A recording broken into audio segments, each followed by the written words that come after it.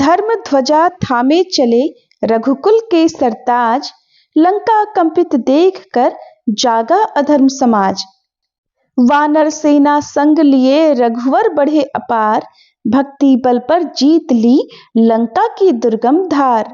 जब जब जीवन में संकट आता है, जब जब मार्ग कठिन और लक्ष्य दूर प्रतीत होता है, तब केवल बाहुबल नहीं, भक्ति, संयम और भगवान की शरण ही सच्ची विजय दिलाती है। ऐसी ही विजय का दिव्य सूत्र अपने भीतर समेटे है विजया एकादशी। ये वही पावन एकादशी है जिसका व्रत स्वयं मर्यादा पुरुषोत्तम भगवान श्री राम ने लंका पर चढ़ाई से पूर्व किया था। केवल स्वयं उपवास रखकर ही नहीं, अपितु अपनी संपूर्ण सेना और प्रजा को भी इस व्रत का महत्व समझाकर उन्होंने जगत को यह संदेश दिया कि धर्म की राह पर चलकर ईश्वर की भक्ति के साथ किया गया संकल्प कभी पराजित नहीं होता। विजया एकादशी पापों का क्षय करने वाली, भय को हरने वाली और साधक को विजय प्रदान करने वाली एकादशी है। इस दिन श्रद्धा से किया गया व्रत, सुनी गई कथा और लिया गया संकल्प जीवन की बड़ी से बड़ी बाधाओं को भी समाप्त कर देता है।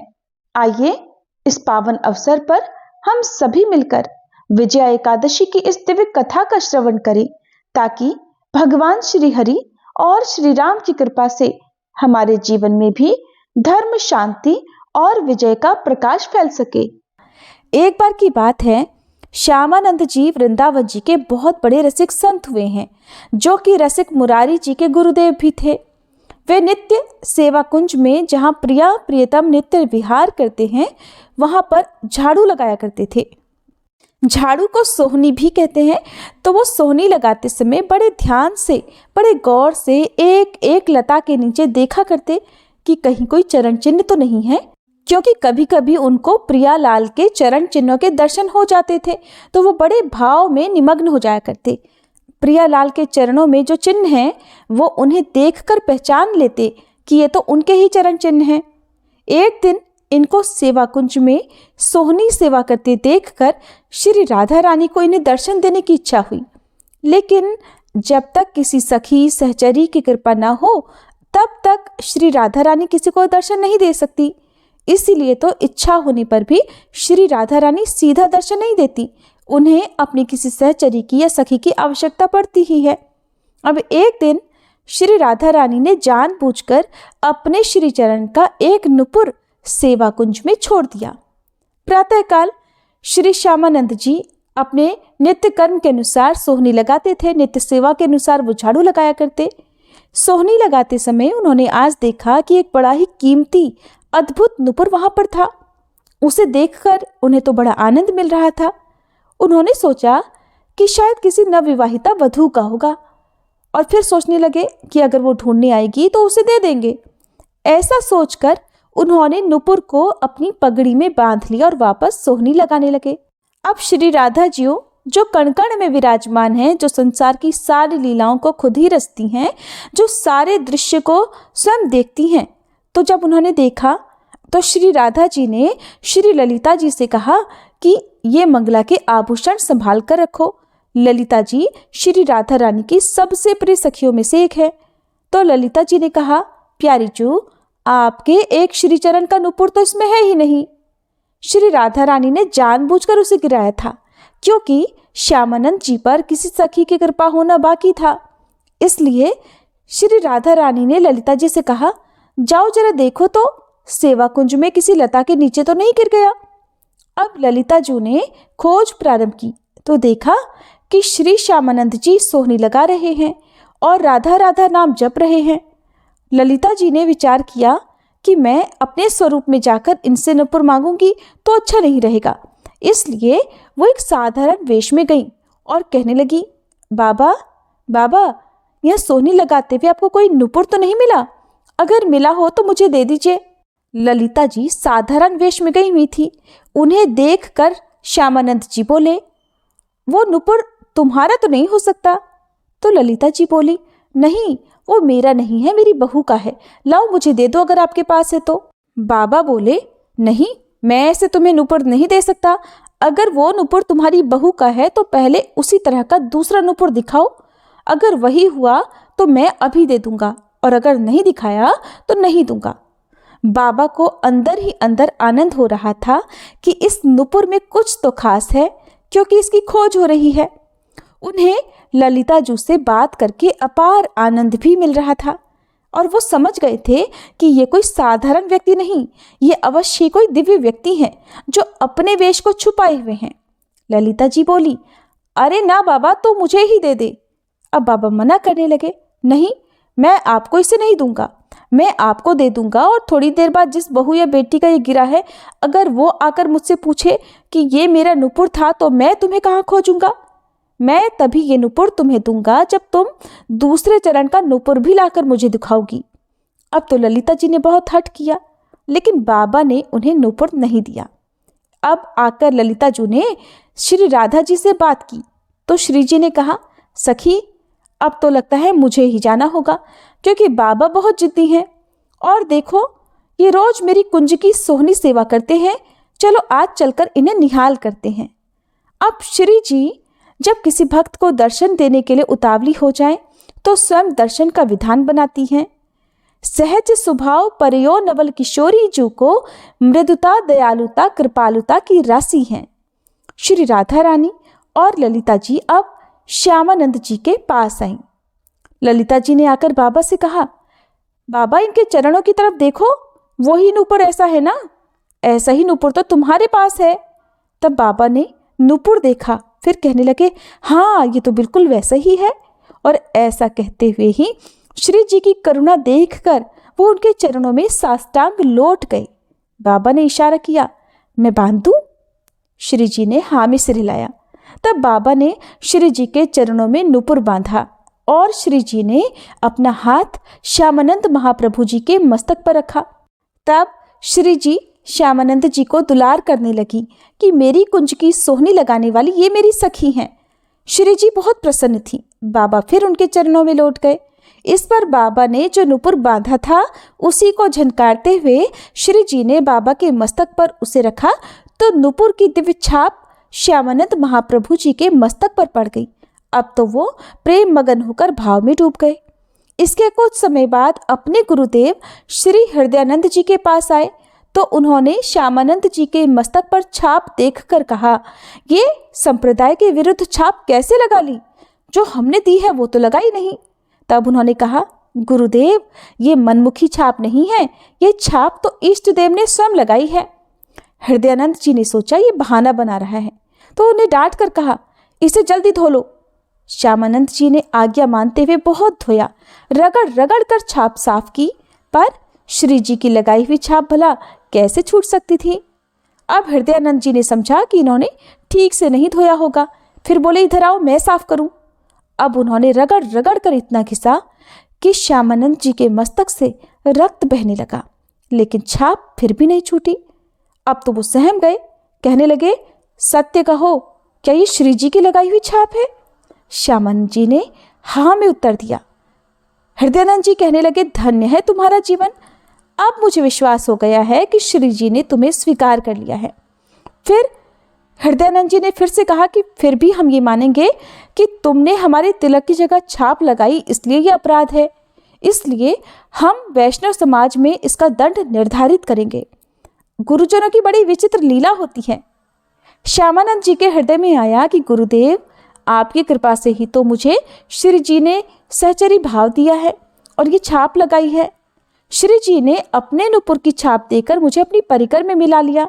इधर श्यामानंद जी का दंड निर्धारित करने के लिए वैष्णव समाज की सभा बुलाई गई। तब श्री कृष्ण के सखा सुबल प्रकट हुए और उन्होंने पूरी वैष्णव मंडली के बीच में कहा, मैं साक्षी देता हूँ कि इन्होंने अपने आप से छाप नहीं लगाई, स्वयं श्री राधा जी ने प्रकट होकर छाप लगाई है। सुबल इतना बोलकर पास के ही एक तमाल वृक्ष में समा गए। तुरंत दिव्य वाणी हुई, हृदयानंद जी, अब तो विश्वास कर लें कि तुम्हारा शिष्य वहां पहुंच चुका है जहां तुम्हारी भी पहुंच नहीं है। वो श्री जी के निज परिकर में मिल चुका है। अब तो दिव्य वाणी सुनकर हृदयानंद जी सहम गए और सारी बात मान गए। लेकिन अब उनका हृदय जलने लगा, ये सोचकर कि उनसे अपने शिष्य के प्रति गलती हो गई। वैष्णव जनों ने कहा, देखो हृदयानंद जी, आपने हम सबको श्यामानंद जी को दंड देने के लिए एकत्रित किया था, लेकिन आज हम आपके ऊपर दंड लगा रहे हैं क्योंकि आपने गलत किया। अपने शिष्य के माथे को इतना रगड़ा कि मस्तक से रक्त निकलने लगा और वो कहते रहे कि ये छाप श्री जी ने ही लगाई है, फिर भी आप नहीं माने। आखिर तमाल वृक्ष से सुबल सखा को प्रकट होकर गवाही देनी पड़ी और अब देवीवाणी भी हुई है। हम आपको क्षमा नहीं करेंगे। इसके प्रायश्चित के लिए आप 12 दिनों तक संतों का भंडारा करवाएं और अखंड कीर्तन और भगवत चर्चा करवाएं, यही आपका दंड है। उस दिन से ही हृदयानंद जी के यहाँ दंड उत्सव मनाए जाने की प्रथा प्रारंभ हुई।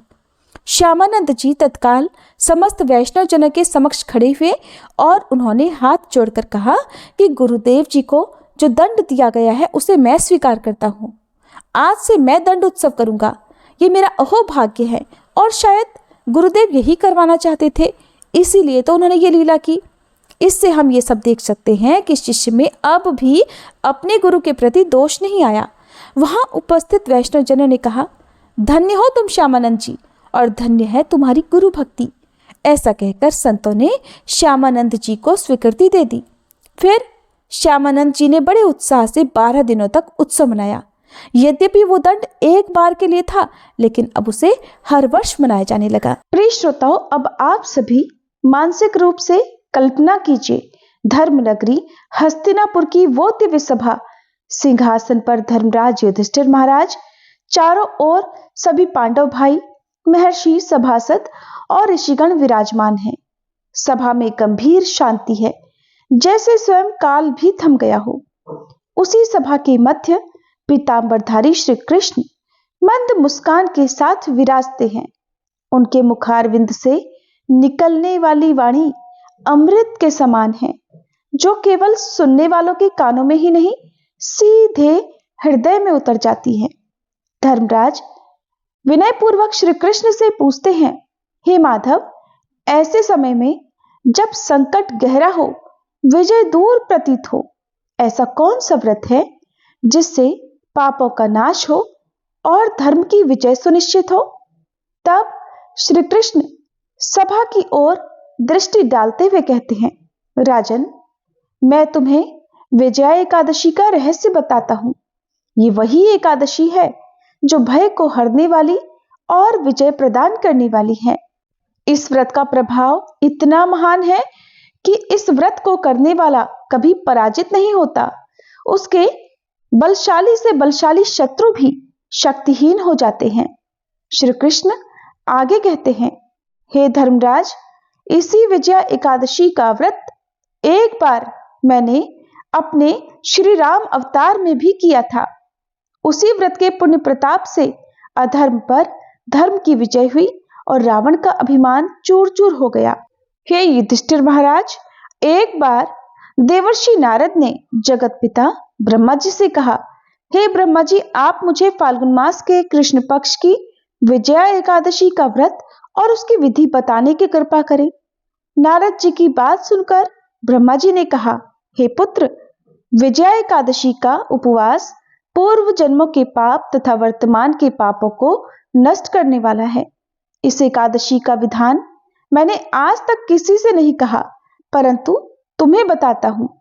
विजया नाम की यह एकादशी उपवास करने वाले सभी मनुष्यों को विजय प्रदान करती है। आप श्रद्धा पूर्वक कथा का श्रवण करो। श्री राम को जब 14 वर्षों का वनवास मिला, तब वह अपने भाई लक्ष्मण और पत्नी देवी सीता जी सहित पंचवटी में रहने लगे। उस समय महापापी रावण ने देवी सीता का अपहरण कर लिया। इस दुखद घटना से श्री राम तथा लक्ष्मण जी अत्यंत दुखी हुए और सीता जी की खोज में वन वन भटकने लगे। वन में भटकते हुए वे मरणासन्न जटायु के पास जा पहुंचे। जटायु ने उन्हें देवी सीता के हरण का पूरा वृतांत सुनाया और भगवान श्री राम की गोद में प्राण त्याग कर स्वर्ग की ओर प्रस्थान किया। कुछ आगे चलकर श्री राम और लक्ष्मण की सुग्रीव के साथ मित्रता हुई और वहां उन्होंने बाली का वध किया। श्री राम भक्त हनुमान जी ने लंका में जाकर देवी सीता का पता लगाया और देवी सीता से श्री राम जी तथा महाराज सुग्रीव की मित्रता का वर्णन भी सुनाया। वहां से लौटकर हनुमान जी श्री रामचंद्र जी के पास आए और अशोक वाटिका में देवी सीता से की गई भेंट का सारा वृतांत कह सुनाया। सब हाल जानने के बाद श्री रामचंद्र जी ने सुग्रीव की सहमति से वानरों और भालुओं की सेना सहित लंका की ओर प्रस्थान किया। समुद्र किनारे पहुंचने पर श्री रामचंद्र जी ने विशाल समुद्र को घड़ियालों से भरा देखकर अपने भाई लक्ष्मण जी से कहा, हे लक्ष्मण, अनेक मगरमच्छों और जीवों से भरे इस विशाल समुद्र को हम कैसे पार करेंगे? तब प्रभु श्री राम की बात सुनकर लक्ष्मण जी ने कहा, भ्राताश्री, आप तो पुराण पुरुषोत्तम आदि पुरुष हैं, आपसे कुछ भी छुपा नहीं है। यहाँ से आधा योजन दूरी पर कुमारी द्वीप में बगदालभ्य ऋषि का आश्रम है। वो अनेक नाम के ब्रह्माओं के भी ज्ञाता हैं। वो ही आपकी विजय के उपाय बता सकते हैं। अपने छोटे भाई लक्ष्मण जी के वचनों को सुनकर श्री रामचंद्र जी बगदालभ्य मुनि के आश्रम में गए और उन्हें प्रणाम कर एक ओर बैठ गए। अपने आश्रम में श्री राम जी को आया देख महर्षि बगदालभ्य ने पूछा, हे श्री राम, आपने किस उद्देश्य से मेरी कुटिया को पवित्र किया है? कृपा कर अपना प्रयोजन कहे प्रभु। मुनि के वचनों को सुनकर श्री रामचंद्र जी ने कहा, हे ऋषिवर, मैं सेना सहित यहाँ आया हुआ हूँ और राक्षस राज रावण को जीतने की इच्छा से लंका जा रहा हूँ। आप कृपा करके समुद्र को पार करने का कोई उपाय बताइए। आपके पास आने का मेरा यही उद्देश्य है। तब महर्षि बगदालभ्य ने कहा, हे राम, मैं आपको एक अति उत्तम व्रत बतलाता हूं, जिसके करने से आपको विजयश्री अवश्य ही प्राप्त होगी। ये कैसा व्रत है मुनिश्रेष्ठ, जिसके करने से समस्त क्षेत्रों में विजय की प्राप्ति होती है? जिज्ञासु होकर श्री रामचंद्र जी ने पूछा। इस पर महर्षि बगदालभ्य बताने लगे, हे श्री राम, फाल्गुन मास के कृष्ण पक्ष की विजया एकादशी का उपवास करने से आप अवश्य ही समुद्र को पार कर लेंगे और युद्ध में भी आपकी विजय होगी। हे मर्यादा पुरुषोत्तम, इस उपवास के लिए दशमी के दिन स्वर्ण, चांदी, तांबे या मिट्टी के एक कलश को बनाएं। उस कलश को जल से भरकर तथा उस पर 5 पल्लव रखकर उसे वेदिका पर स्थापित करें। उस कलश के नीचे सतनजा अर्थात मिले हुए 7 अनाज और ऊपर जौ रखें। उस पर श्री हरि की स्वर्ण की प्रतिमा स्थापित करें। एकादशी के दिन स्नान आदि से निवृत्त होकर धूप, दीप, नैवेद्य, नारियल आदि से भगवान श्री हरि का पूजन करें। सारा दिन भक्ति पूर्वक कलश के सामने व्यतीत करें और रात को भी उसी तरह बैठे रहकर जागरण करें। फिर द्वादशी के दिन नदी या तालाब के किनारे स्नान आदि से निवृत्त होकर वह कलश किसी ब्राह्मण को दे दें। हे दशरथ नंदन, यदि आप इस व्रत को इसी विधान के साथ सेनापतियों के साथ करेंगे तो अवश्य ही विजयश्री आपका वरण करेगी। मुनि के वचन सुनकर तब श्री रामचंद्र जी ने विधि पूर्वक विजया एकादशी का व्रत किया और इसके प्रभाव से राक्षसों के ऊपर विजय प्राप्त की। भगवान श्री कृष्ण कहते हैं, हे धर्मराज, जो मनुष्य इस व्रत को विधि विधान के साथ पूर्ण करेगा उसकी दोनों लोकों में विजय होगी। श्री ब्रह्मा जी ने नारद जी से कहा था कि जो इस व्रत का महात्म्य श्रवण करता है या पढ़ता है उसे वाजपेयी यज्ञ के फल की प्राप्ति होती है। श्री कृष्ण की वाणी अभी सभा में गूंज ही रही थी कि धर्मराज युधिष्ठिर ने पुनः करबद्ध होकर प्रश्न किया, हे केशव, आपने विजया एकादशी के व्रत का महात्म्य तो बताया, किंतु इस व्रत में तुलसी पूजन का इतना विशेष स्थान क्यों है? बिना तुलसी के क्या ये व्रत पूर्ण नहीं होता? तब श्री कृष्ण के मुख पर एक करुणामयी मुस्कान आई। उन्होंने सभा की ओर देखते हुए कहा, हे धर्मराज, तुलसी केवल एक पौधा नहीं, वो मेरी परम प्रिया भक्त है। जहां तुलसी होती है वहां मैं स्वयं वास करता हूं।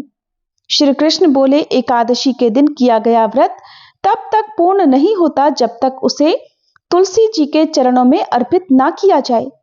विजया एकादशी के दिन तुलसी पूजन करने से व्रत का पुण्य कई गुना बढ़ जाता है और साधक के जीवन से भय, विघ्न और पाप नष्ट हो जाते हैं। अब मैं तुम्हें तुलसी की महिमा का वर्णन भी सुनाता हूं, क्योंकि बिना तुलसी के मुझे कोई भी भोग प्रिय नहीं है। जिस भोग में तुलसी दल रखा हो वही भोग मैं स्वीकार करता हूं। एक बार की बात है, एक गांव में एक बूढ़ी माई अपने बेटे और बहू के साथ रहती थी। बूढ़ी माई का नाम था सुखिया और उनके परिवार में उनका एक पोता और पोती भी थे। सुखिया के परिवार में सभी लोग हंसी खुशी रह रहे थे और उनका समय बड़े आनंद से बीत रहा था, क्योंकि बुढ़िया माई बहुत ही नित्य कर्म वाली थी, बहुत धार्मिक थी और वो हमेशा एकादशी माता का व्रत भी रखा करती थी। हर दिन नियम से तुलसी माता की पूजा करती, तुलसी माता में जल अर्पित करती, दीपक जलाती, आरती करती और परिक्रमा किया करती थी। ऐसे ही बुढ़िया माई के दिन आराम से बीत रहे थे। उनकी जो सखियां थी वो भी उनके पास बैठकर कथा कहानी सुना करती थी और अपना ज्ञान बढ़ाया करती थी। फिर एक बार की बात है, बूढ़ी माई अपनी सखियों के साथ बैठी हुई थी। उनके साथ उनकी हम उम्र उनकी सहेलियां भी बैठी हुई थी, जो कि संख्या में कुल 7-8 थी। वो पूरा समय आपस में बातें कर रही थी। तब उनमें से एक सखी बूढ़ी माई से कहने लगी कि सुखिया, हम सोच रहे हैं क्यों ना हम सब द्वारकाधीश चलें, और द्वारकाधीश की यात्रा करने का तो बड़ा मन हो रहा है।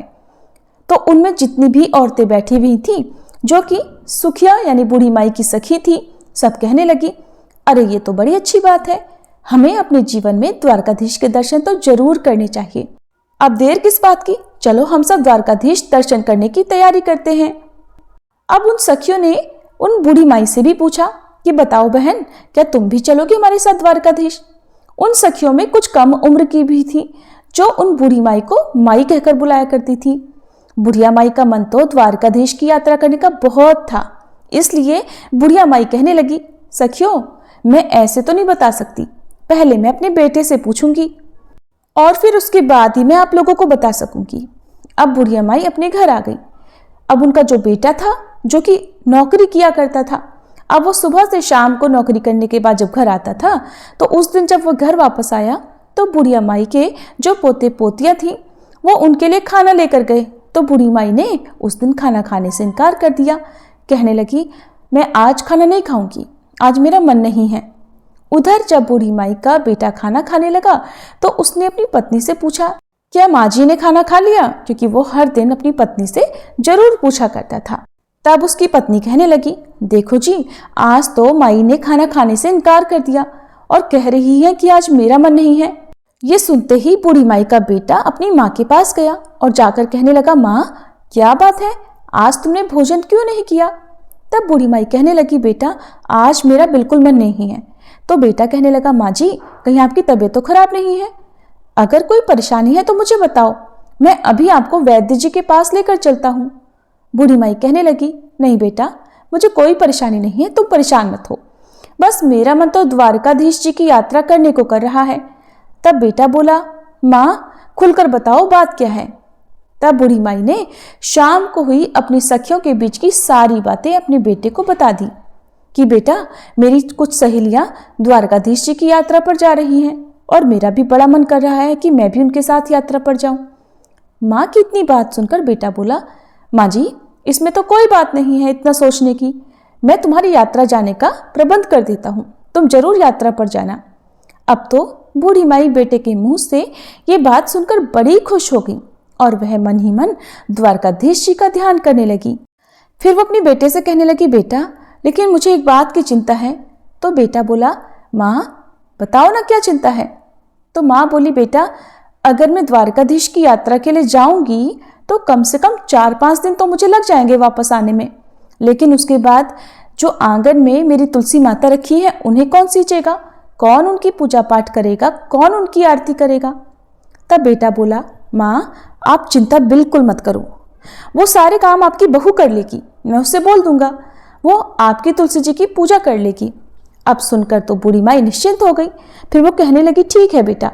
और अगली सुबह बूढ़ी माई बहुत खुशी से द्वारकाधीश जाने की तैयारी करने लगी। बूढ़ी माई का बेटा इधर अपनी पत्नी से बोला कि सुनो भाग्यवान, मेरी माँ तो द्वारकाधीश की यात्रा पर जा रही हैं, इसलिए मेरी माँ के लिए तुम काजू बादाम के अच्छे से लड्डू बना दो, ताकि रास्ते में मेरी माँ को कोई परेशानी ना हो। अब जो बूढ़ी माई की बहू थी वो मन ही मन सोचने लगी कि मुझे तो ये एक दिन के लिए भी मायके नहीं जाने देते, कहते हैं यहाँ पर सारा काम बिगड़ जाएगा। अब देखो अपनी माँ को 4-5 दिनों के लिए यात्रा पर भेज रहे हैं। चलो माँ जी दर्शन करने के लिए जा रही हैं, ये तो ठीक है, अब उनकी पूजा का काम भी मुझे सौंप कर जा रही है। बूढ़ी माई की बहू तो कुछ कह नहीं पा रही थी, लेकिन उसने मन ही मन एक साजिश रची। उसने अपने पति से तो कह दिया कि ठीक है, मैं माँ के लिए गोंद गिरी और बादाम काजू के लड्डू बना दूंगी और उन्हें एक डिब्बे में भरकर माँ जी को दे दूंगी। अब बेटा तो निश्चिंत होकर सुबह नौकरी पर चला गया।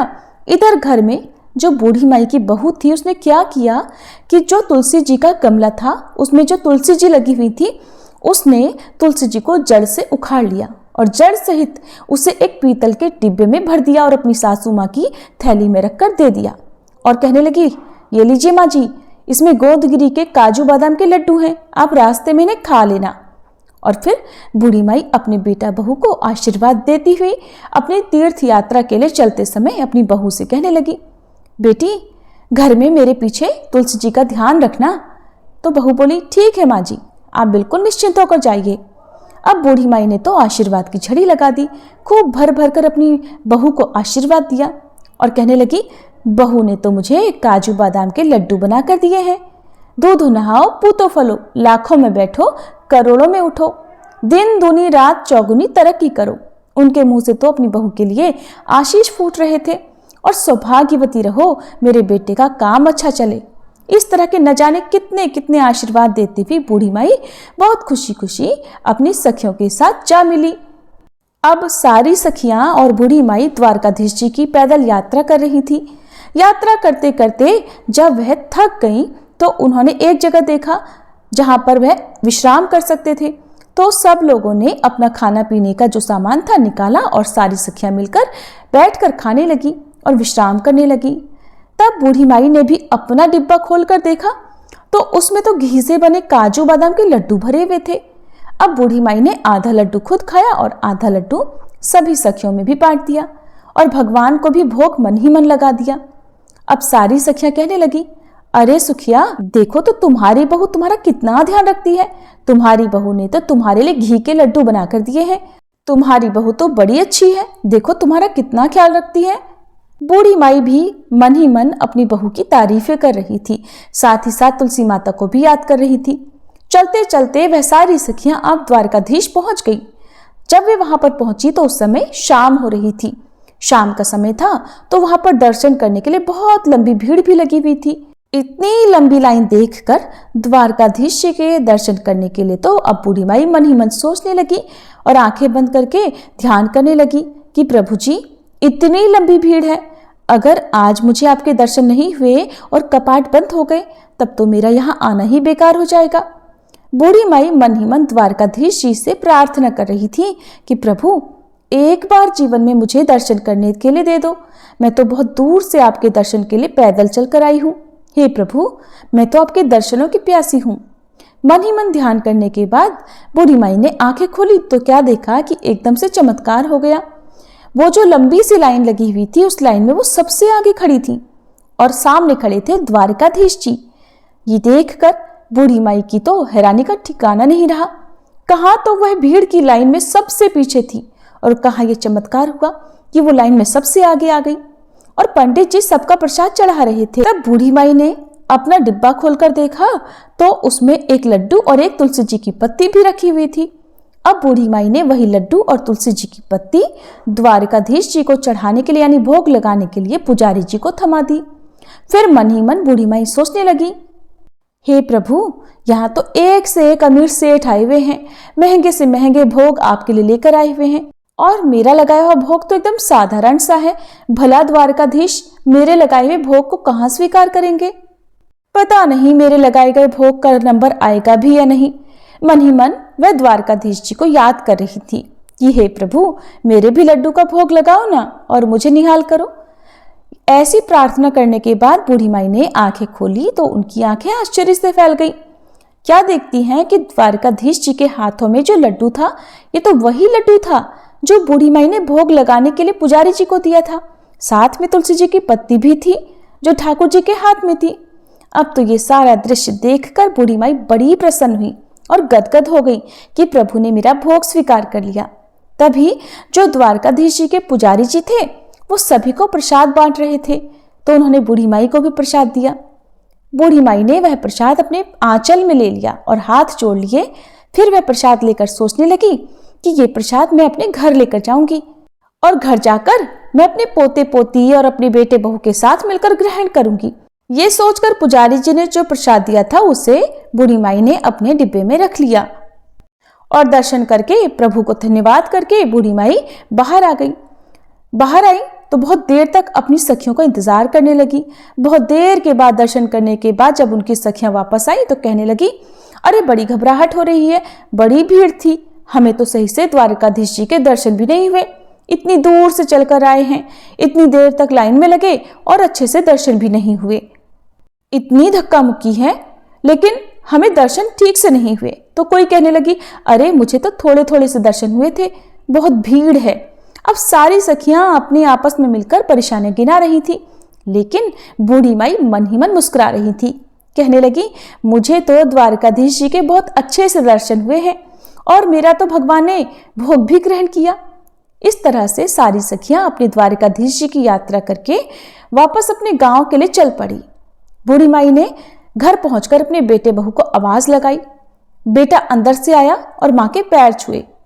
बेटे को मां ने बहुत से आशीर्वादों की झड़ी लगा दी कि जुग जुग जियो मेरे लाल, मेरी यात्रा तो बड़ी सफल रही। फिर कहने लगी, अरे बेटा बहू कहाँ है? बहू नहीं आई, बहू दिखाई नहीं दे रही है। क्योंकि बेटा हाथ में पानी का गिलास लेकर खड़ा था कि माँ जी ये लो पानी पियो और आराम से बैठ जाओ। पानी का गिलास जब बेटा लेकर खड़ा था तो बूढ़ी माई फिर से पूछने लगी, बताना बेटा बहू कहाँ गई है? तब बेटा बोला, माँ मैंने तो उसे घर से निकाल दिया। माँ कहने लगी, बेटा ये क्या किया तूने? ये तो बड़ा अनर्थ कर दिया। मेरे जाने के बाद तूने ऐसा क्यों किया? मैं जो 4-5 दिन की यात्रा के लिए गई तो तूने पीछे से बहू को ही घर से निकाल दिया। अरे ऐसा क्या हुआ जो तूने मेरी बहू को निकाल दिया? मेरी बहू तो बड़ी गुनी है।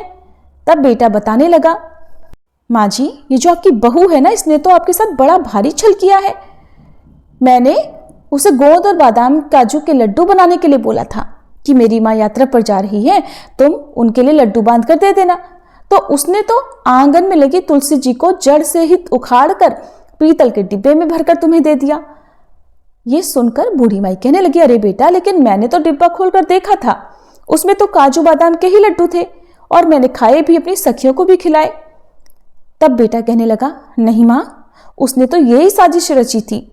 जब मैंने तुलसी की पूजा के लिए कहा तो आंगन में देखा तो तुलसी ही नहीं थी। फिर मैंने उससे पूछा कि बताओ तुलसी कहाँ गई? तो उसने मुझे सारी बात बता दी कि उसने जलन में आकर तुलसी जी को उखाड़ कर डिब्बे में बंद करके बूढ़ी माई को दे दिया था, क्योंकि वो द्वारकाधीश जी की यात्रा के लिए जा रही थी और अपनी तुलसी सेवा का काम मुझे सौंप कर जा रही थी। ये बात सुनकर माँ जी बोली कि बहू ने ऐसा किया है, चलो उसकी गलती है, लेकिन उसी के कारण तो बेटा मुझे द्वारकाधीश जी के दर्शन हुए। मेरे साथ तो बेटा ऐसे चमत्कार हुए हैं कि मैं तुम्हें क्या बताऊं, मैं कैसे गुणगान करूं।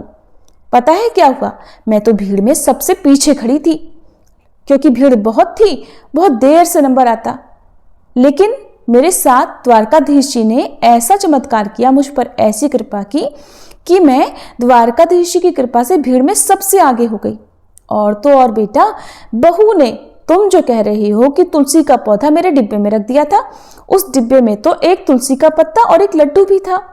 शायद तुलसी माता की कृपा से ही वह तुलसी जी लड्डू में बदल गई थी और एक पत्ता मेरा इसलिए छोड़ दिया था कि मैं भगवान को भोग लगाऊं, क्योंकि द्वारकाधीश जी को, ठाकुर जी को तो बिना तुलसी के पत्ते का भोग लगाया ही नहीं जाता, इसलिए उन्होंने मेरा भोग स्वीकार भी किया था। अब बेटा चाहे कुछ भी हो, चाहे तुम कुछ भी कहो, मेरी बहू के कारण ही मुझे द्वारकाधीश जी का एक चमत्कार देखने को मिला है और मुझे उनके इतने अच्छे दर्शन भी हुए हैं। मैं तो उनके दर्शन करके निहाल हो गई। बेटा तू अभी जा, बहू मायके में होगी, उसे लेकर आ। अब बेटा अपनी माँ की बात को भला कैसे टालता। अब बेटा चल पड़ा अपनी पत्नी को लेने के लिए उसके मायके, और फिर अपनी पत्नी को लेकर वह वापस घर आ गया। जब बहू मायके से घर आई तो अपनी सासू माँ के पैरों में गिर गई और माफी मांगने लगी। तब बूढ़ी माई ने उसे उठाकर अपने गले से लगा लिया और कहा, अरे बहू, मैंने तो तुझे कब का माफ कर दिया। तेरी वजह से ही तो मुझे भगवान के दर्शन हुए हैं। अगर तू ऐसा नहीं करती तो पता नहीं मुझे भगवान के दर्शन होते भी या नहीं। मैंने तुझे माफ कर दिया, लेकिन हाँ, अगर तुझे माफी मांगनी है तो एकादशी माता और तुलसी माता से मांगो। तब बहू ने तुलसी माता से माफी मांग ली। फिर उन्हें याद आया कि अरे, जो द्वारकाधीश से तुम्हारे लिए मैं प्रसाद लेकर आई थी, याद है कहाँ है? बच्चे आए थे खेलते हुए तो कहने लगे, दादी माँ आ गई, दादी माँ आ गई। दादी माँ, आप यात्रा पर गई थी तो बताओ ना हमारे लिए क्या लेकर आई। तब दादी माँ बोली, अरे बच्चों, मैं तुम सब के लिए वहां से द्वारकाधीश जी का प्रसाद लेकर आई हूँ। सब मिलकर थोड़ा थोड़ा बांट कर खा लेंगे। अब जैसे ही बूढ़ी माई ने अपने थैले में से वह पीतल का डिब्बा निकाला और उसमें से जो वह प्रसाद निकालने लगी तो उसमें जो लड्डू था वो तो सामान्य नहीं था, वो तो पूरा का पूरा डिब्बा ही हीरे मोतियों से भरा हुआ था। अब तो ये देखकर बूढ़ी माई की और बहू बेटे की भी आंखें आश्चर्य से फैल गईं। तब बूढ़ी माई कहने लगी कि बेटा, मैंने तो इसमें लड्डू रखा था, पता नहीं कहाँ से इतने सारे हीरे मोती इसमें आ गए हैं। तब बेटा बहू कहने लगे कि माँ जी, ये सब तो एकादशी माता और तुलसी माता की कृपा से हुआ है। आपकी यात्रा सच्ची थी, आपकी भक्ति सच्ची है, इसीलिए तो उन्होंने आपको आपकी एकादशी तुलसी माता की पूजा का फल दिया है। अब तो बहू बेटा माँ के कदमों में पड़ गए। माँ बोली, बेटा मुझे छोड़, तुलसी माता के कदमों में पड़ो। तो बहू और बेटा ने तुलसी माता से माफी मांगी, ठाकुर जी से माफी मांगी कि अनजाने में हमसे भूल हो गई, माफ कर दो। अब तो बहू बेटा भी अपनी माँ की तरह एकादशी का व्रत रखने लगे और तुलसी माता की पूजा और सेवा करने लगे। तुलसी माता को सींचने लगे, तुलसी जी की खूब पूजा सेवा करने लगे। इसी तरह से अब उनके खुशी खुशी दिन बीतने लगे। अब तो बूढ़ी माई के पास इतना धन हो गया था कि उसने गांव में बहुत सारे काम कराए। गरीबों की कन्याओं का विवाह करवाया। जैसे भी गांव में किसी गरीब को देखती जिसके बस में बेटी का विवाह करना नहीं था, उसने उसी धन को बेटियों के विवाह में, कुएं बावड़ी बनवाने में और बच्चों के स्कूल अस्पताल बनवाने में खर्च करने लगी। जितना बुढ़िया माई उस धन को लगाती, उतना ही बूढ़ी माई के घर में और अधिक धन बढ़ता जाता। बूढ़ी माई जब तक जीवित रही, उन्होंने तुलसी माँ की कभी भी पूजा नहीं छोड़ी। जीते जी एकादशी व्रत कभी नहीं छोड़े। वो हमेशा सच्चे मन से एकादशी के व्रत रखा करती, तुलसी माता की पूजा सेवा करती।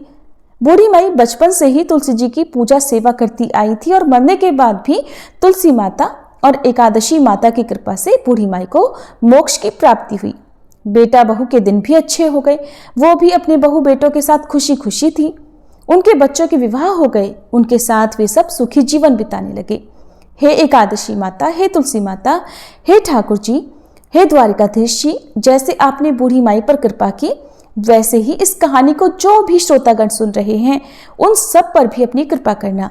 सभी मिलकर प्रेम से बोलिए, तुलसी माता की जय, ठाकुर जी की जय।